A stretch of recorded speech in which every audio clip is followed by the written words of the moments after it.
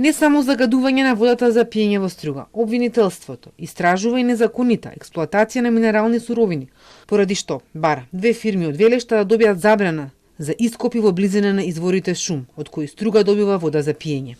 Додека на терен собирале докази, истражните органи ги затекнале работните машини на двете фирми, кои вршеле кршење, ископ и транспорт на карпи во поголем обем во непосредна близина на изворите.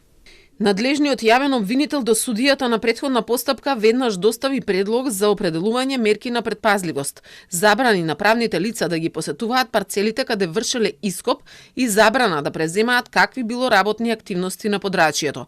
Основното јавно обвинителство Струга продолжува да презема действија за обезбедување докази и испитување на евентуална кривична одговорност во однос на енормното загадување на изворите во шум, од каде подрачјето на градот Струга се снабдува со вода за пиење.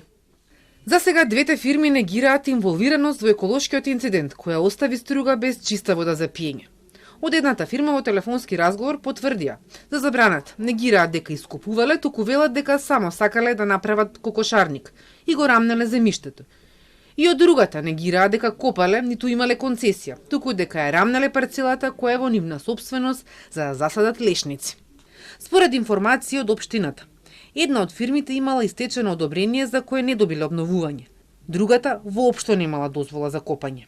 Градоначалникот Менди Ќура претходно побара кривична одговорност и за компаниите кои 10 години наназад копале без критериуми, но и за надлежните институции затоа што е предизвикана ненадомеслива штета која тешко ќе се санира. Водата во Струга и натаму е забраната за пиење. Заматеноста е намалена, но се уште е над дозволената граница.